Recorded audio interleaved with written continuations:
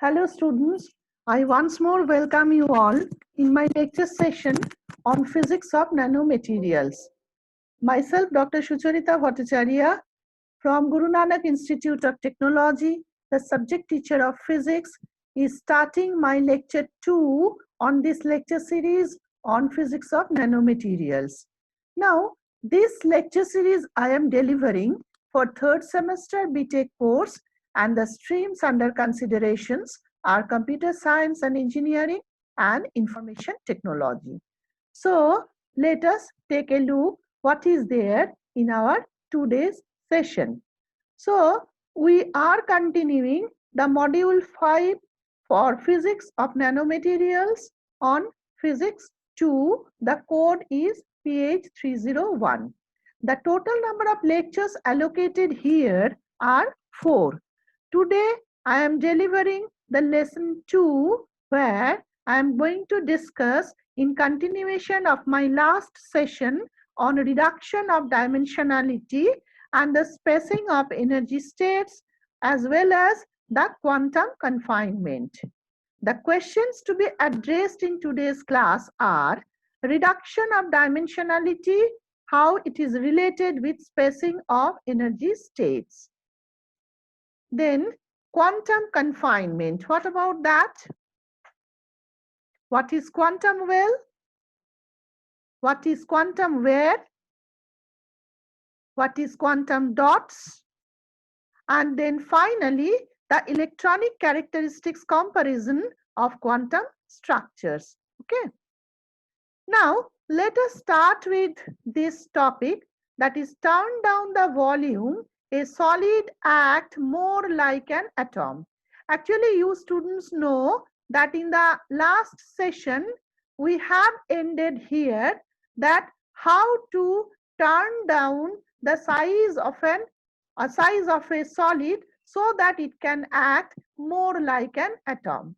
Basically, the fact is that if you consider the small size object, definitely surface to volume ratio will be larger compared to the bigger size object.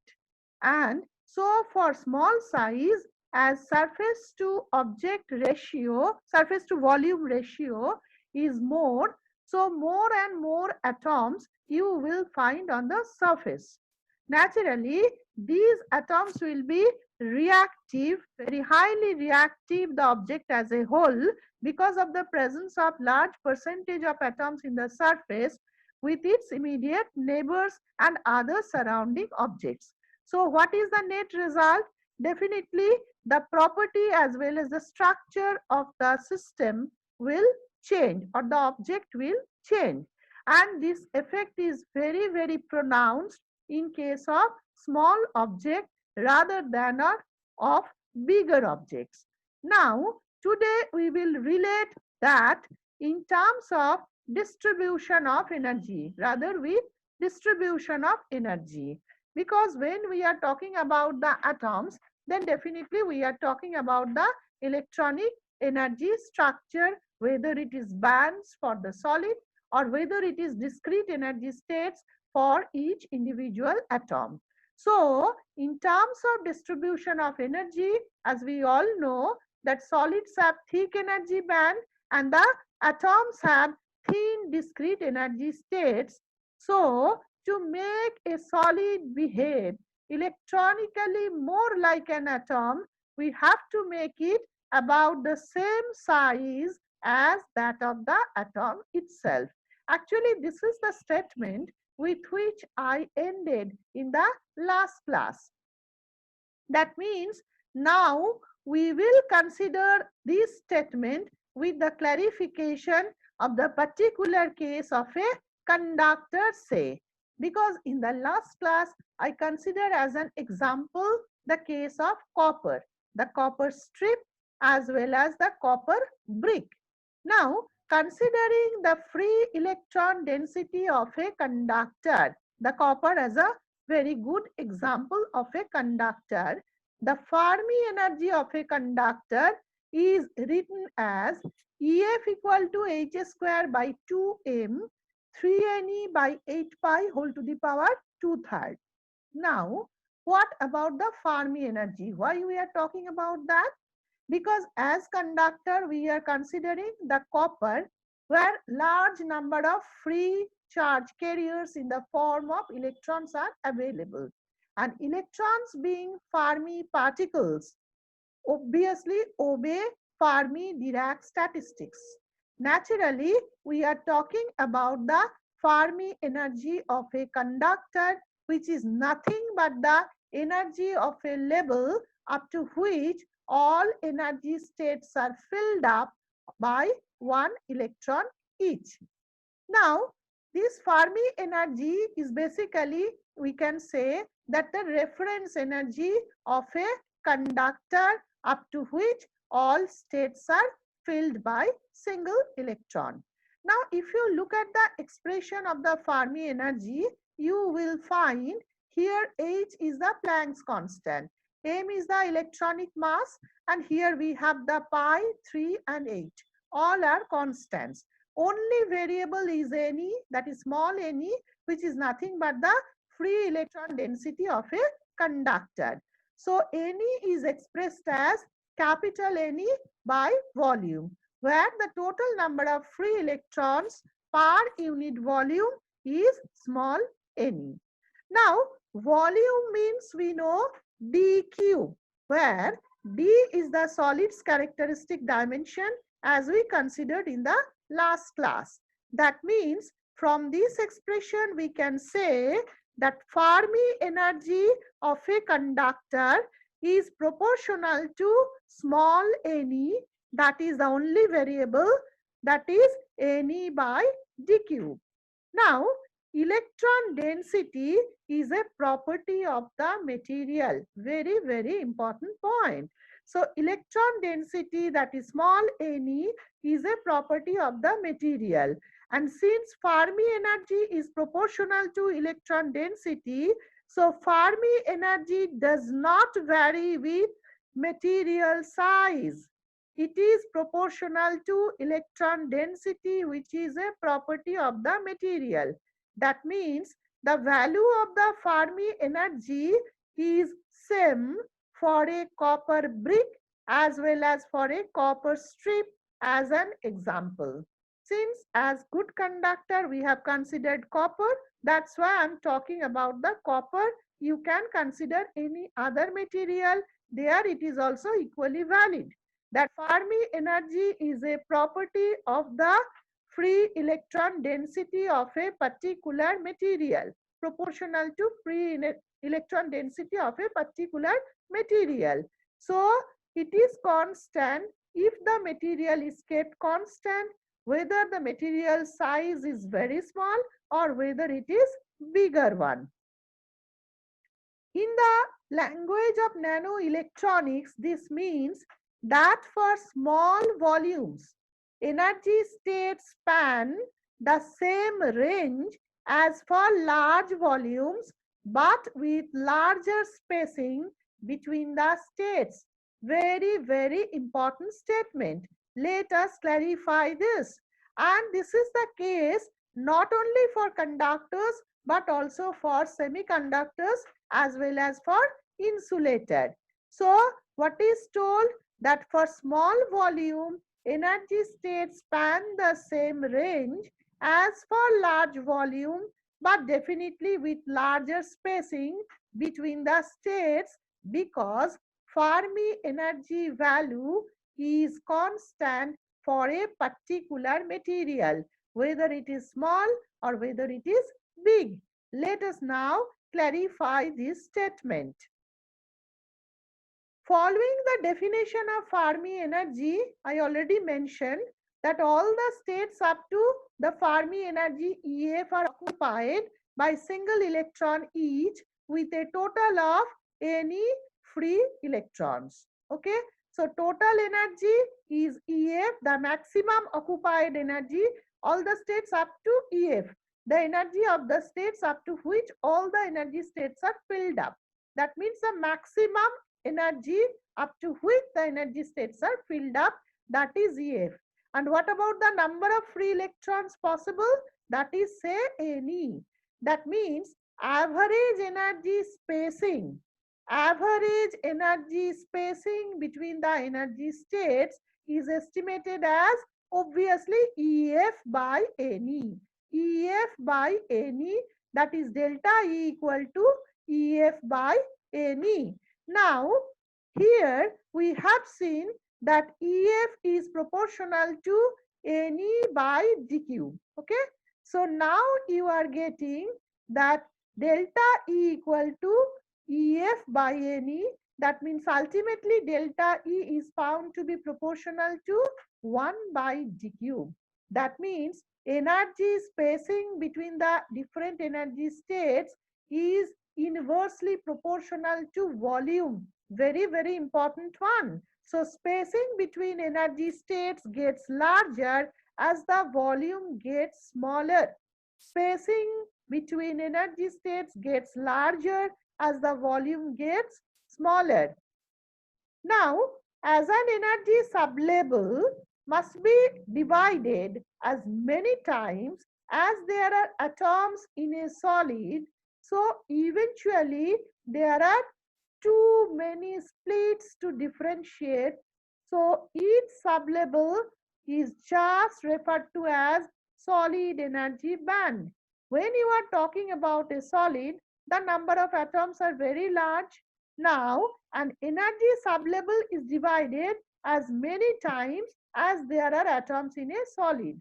That means there will be too many splits and you cannot differentiate, and so each sublabel is just referred to as a solid energy band. Let us now clarify the point.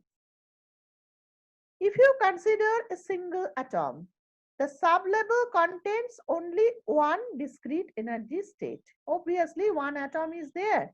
So, sublabel contains one discrete energy state. Now, if you consider many atoms to group together to form a particle, say initially smaller number of atoms you have taken to group together to form the particle, definitely there will be as many splits per sublabel as there are number of atoms you have accumulated in the particle. Okay.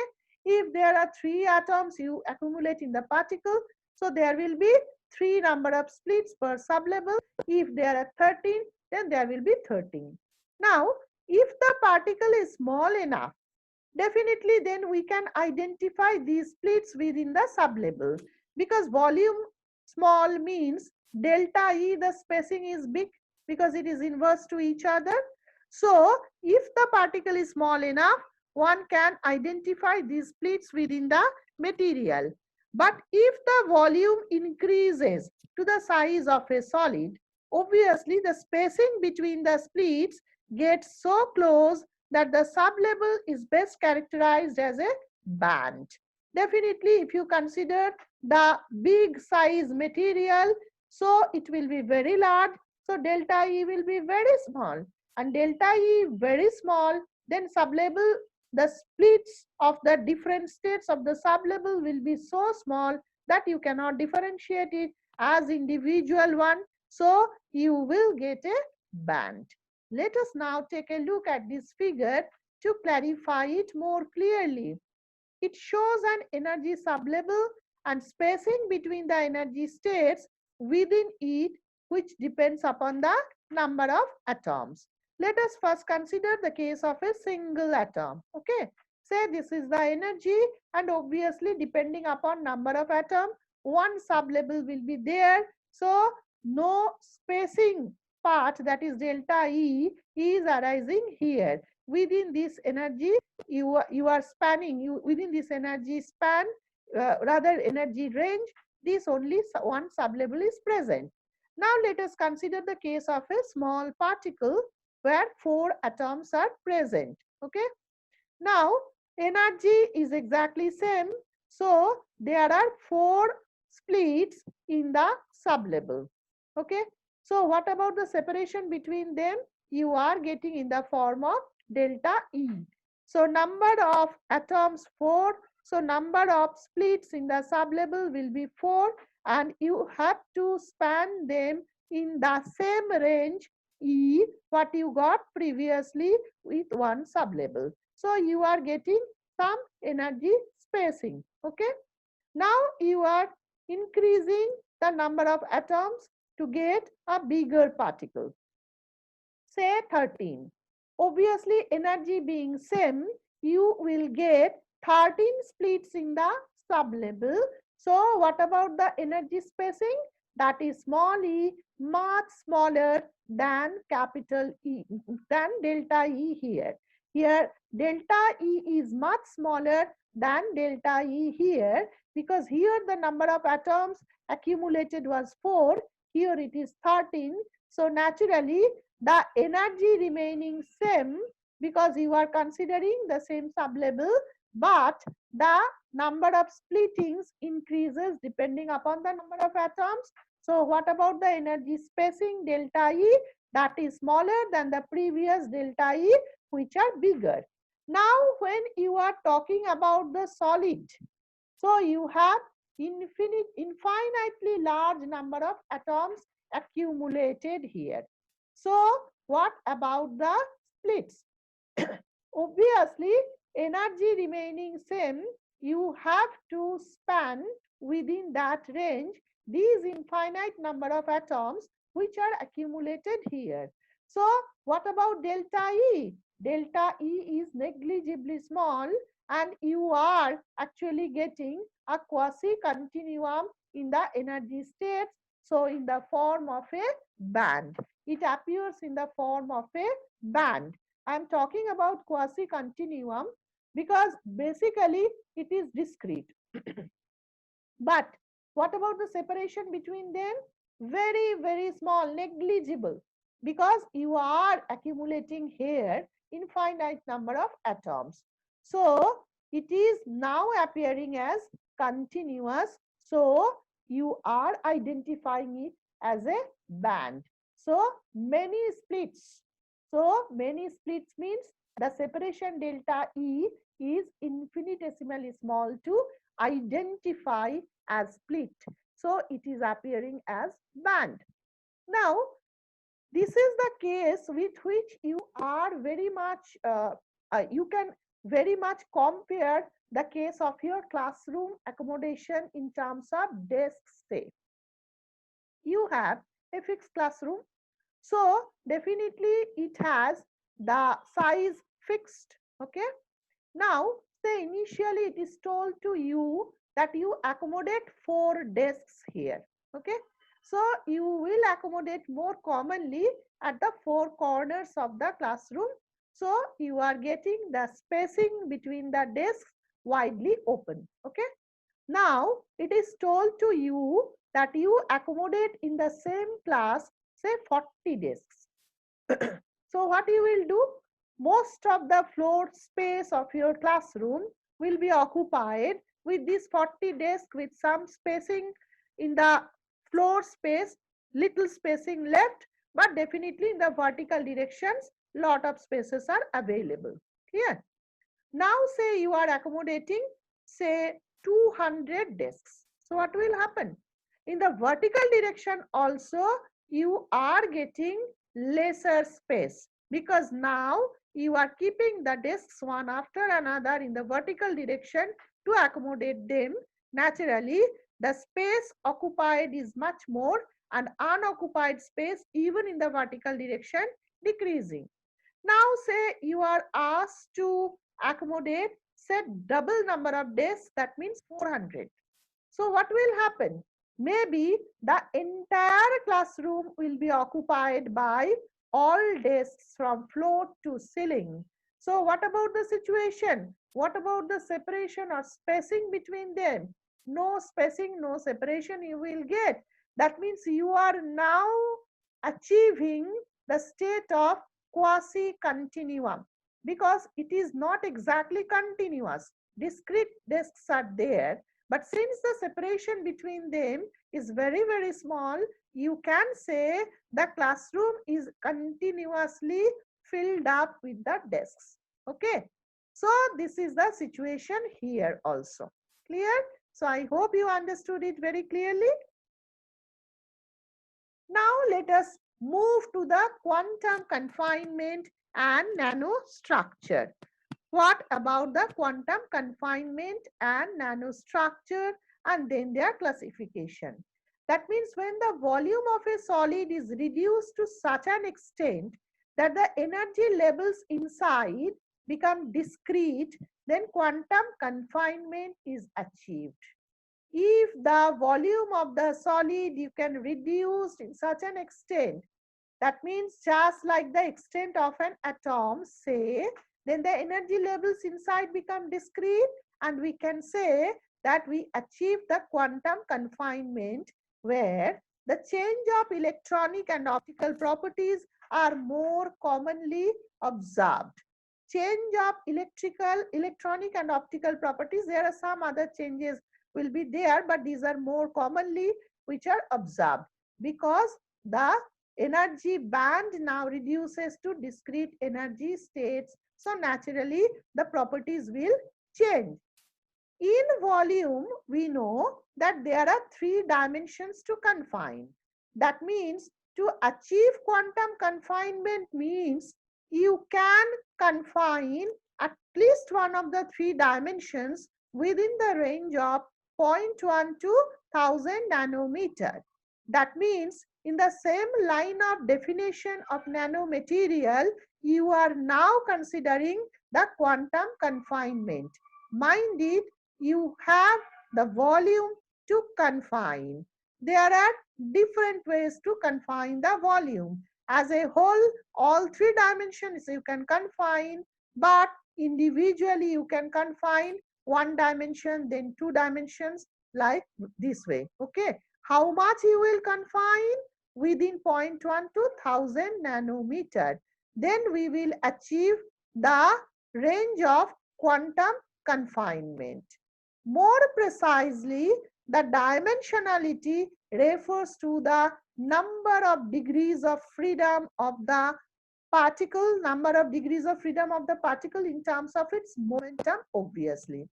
That means when you are confining when you are going for the reduction of the dimensions to achieve the quantum confinement, if you reduce the dimension in nano range in one dimension, then your particle is free to move into other dimensions. That means what about degrees of freedom then? 2. Similarly, the other cases we can define. The more we confine the dimensions, the more the density of state function looks like that of an atom. We will now go there. But before that, what I am trying to say that regarding the classification, that how to confine the dimensions as a whole or one after another. Depending upon that, the following classifications you can make. First, we have to start with three-dimensional structure or the bulk structure where there is no confinement. Second one is the two-dimensional structure or quantum well. That means there is one confinement. That means confinement in one dimension in nano range. So in two other directions, there are degrees of freedom for the particle's momentum. So it is called two-dimensional structure, and more specifically the quantum well. In case of one-dimensional structure, obviously there is confinement in two dimensions. So in one direction, particle is free to move and you are getting the quantum well. Then the most interesting one, the zero-dimensional structure or the quantum dot. That means all three dimensions are confined to nanometer range and you have no degrees of freedom. You are achieving zero-dimensional structure. So let us start with three-dimensional structure or the bulk structure. Here, no quantization in the particle motion occurs and the particle is free to move within the structure either along length or along width or along depth. So three possible dimensions we are considering, all are of finite length, not in the nanometer range. So there is no quantization in the particle motion, rather than in all three directions, particles are free to move. So number of degrees of freedom available is 3. Now you can reduce all three dimensions in this bulk material to confine the electronic motion one after another to achieve two-dimensional structure, one-dimensional structure, and zero-dimensional structure. Let us explore them one after another. Now the two-dimensional structure or the quantum well. When particles are constrained inside a region of minimal width, in obviously nanometer, a quantum well is created, where quantization in particle, it may be electrons or holes. For semiconductor, holes will also come into play. Motion occurs in one direction. Particle is free to move in two other directions. That means if you confine the, you can say the confine the dimension along a particular direction, say width, then what will happen? You are getting quantum well, where quantization in particles, typically the electrons or the holes, motion occurs in one direction and particle is free to move into other directions. Just take a look. It was the bulk matter with which we started. Now here, along the length, there is no quantization, so particle is free to move. Along the width, there is no quantization, particle is free to move. Along the depth, I'm sorry, along the depth, particle is free to move. But what about the width? Just take a look. It is in the nanometer range, the way it is confined. That means along this direction, particle cannot move beyond that nanometer range. So particle's motion is confined in two directions. Along this direction, you may also consider the other side. It is a three-dimensional structure. So what you are getting structurally, a quantum well you are getting. Okay. So if particles motion is confined only along one direction, say width of the bulk matter, and keeping the particles motion intact along length and the depth, then we are achieving the quantum confinement in the form of quantum well, where particles are free to move in two directions. The examples are discs, platelets, ultra-thin films, film, graphene. Now, it is basically a potential well. I think in quantum mechanics, you have seen it, that this is the quantum well, which is nothing but a potential well with only discrete energy values. And it has profound effect on the density of states of the confined particles. For a quantum well with this type of rectangular profile, the density of states is found to be constant within certain energy interval. Just take a look. This is density of states remain constant, but within certain energy interval. This is the case with quantum well.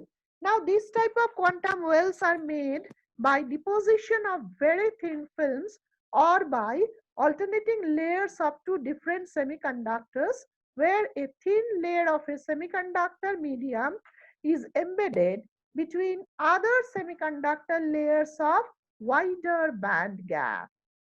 The very common example are gallium arsenide quantum well, which is embedded in aluminium gallium arsenide, or you may consider indium gallium arsenide to be embedded in gallium arsenide. Now, what about the thickness of such a quantum well? Is typically of the range of 5 to 20 nanometer. That means this is typically in the range of 5 to 20 nanometer. Now, what about the application? Semiconductor quantum wells are often used in the active region of laser diodes, with which you are familiar, where they are sandwiched between two wider layers with a higher band gap energy. For larger optical gain, you can use multiple quantum wells, which are of great help so far as optical gain improvement is concerned. Okay.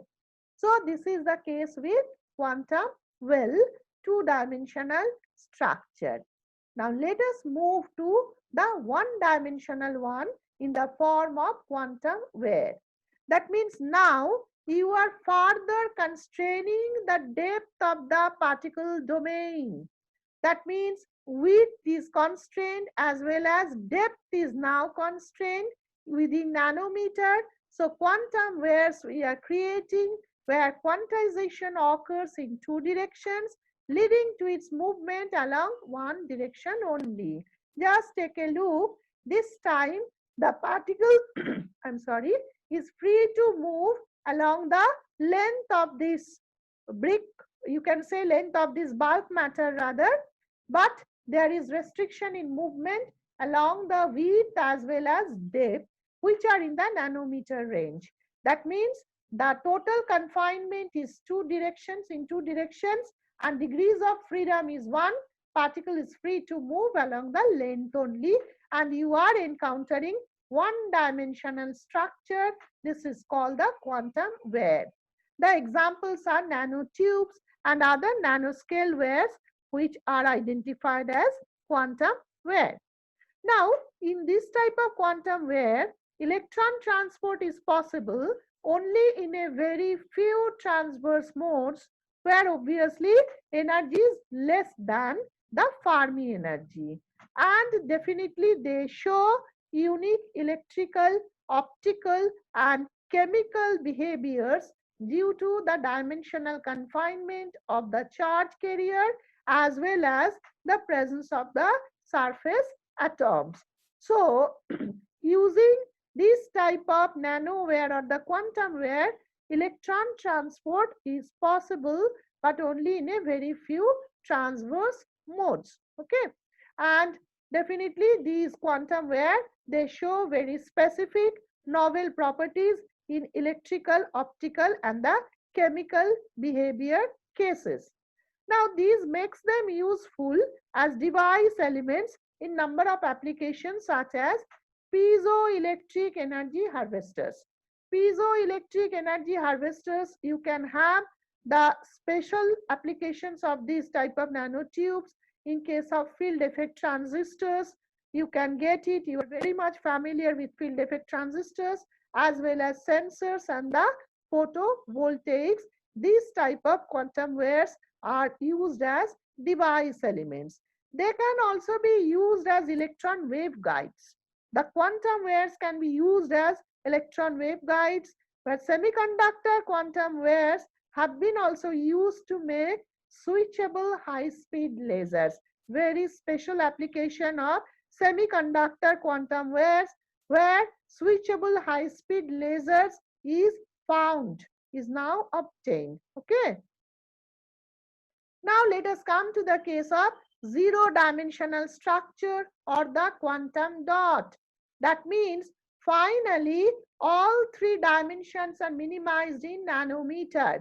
That means previously you got the length was in the finite range. Now length has been minimized or confined within nanometer. Width confined within nanometer, depth confined within nanometer, length is confined within nanometer. So all three dimensions are confined. So what about the degrees of freedom? 0. And the quantum dot is obtained, which can be a particle located inside a large structure or on its surface. Here quantization occurs in all directions. So this is the quantum dot. Okay. The name dot suggests that in all three dimensions there is no extension. All are in nanometer range. Most common quantum dots are tiny semiconductor particles, few nanometers in size, having unique electronic and optical properties which differ from larger particles due to their obviously quantum mechanical behavior. Regarding the application of quantum dot, we will discuss in very detail in our next session. Okay, this is very special area. Actually, this is the current intensive research area based on the output of which the development of nanotechnology largely depends. So quantum dot, its creation as well as its different property to utilize in different application area is the present area of research in nanotechnology, and with which you will be a little bit familiar in the next class, definitely. At your level, obviously at your level. Now the examples of the quantum dot: nanograins, nanoshells, nanocapsule particles, nanoporous silicons. These are the examples of the quantum dots. So nanoshell, nanocapsule, I think you have heard the names. Nanoporous silicon, nanograin, these are the different types of quantum dots. Now, let us take a look at the electronic characteristics of three quantum structures. That means here we are trying to compare the plot of number of free electrons per unit volume. That means electron density as a function of energy, as well as density of state function as a function of energy, the two very, very important electronic properties of the three quantum confined structures, that is quantum well, quantum wire and quantum dot, in term, and obviously with those of a bulk material. Now let us take a look. This is the case for three-dimensional or bulk structure. You are getting continuum in electron density as well as density of state function. Now these are the cases with two-dimensional or quantum well. Obviously here confinement in dimension started, and naturally quantization in electronic characteristics also started. Just take a look. The continuity is a little bit broken, and here it is also explained earlier. Here you are getting density of state function to be constant, but within different some specific energy state. That means continuity is broken here also. Now, in case of one-dimensional or quantum where it is more quantized, it is more quantized because already two dimensions are confined. So you are getting one-dimensional one in the form of quantum where more quantization is take place, and here discretization started. Now in case of the zero-dimensional or quantum dot, ultimately we are getting the discrete density of state function. Density of state function totally discrete. Just take a look. Here discretization started, but here it is completed in zero dimension quantum dot. Similarly, here also quantization you are finding in electron density. So, more you confine the dimension, the more quantized is the electronic properties in the form of electron density as well as density of states. And I hope you are understanding the things very clearly when we are comparing them side by side. Now students, in the next session, what we are trying to do, today I have mentioned you that novel electronic, magnetic as well as optical, this type of properties we will find in different quantum confined structures in the form of the quantum well, quantum wire and the quantum dot. And these we will discuss in the next class. That means the detailed properties which are changing from the bulk structure when you are achieving these ranges in the nanometer, how to get it and what about their specialties and how to use them, that we will try to discuss in our next class. Clear? So till then, the students, thank you to you all for your cooperation and for listening to me, and stay healthy and stay safe. So we will meet again in the next class. Okay.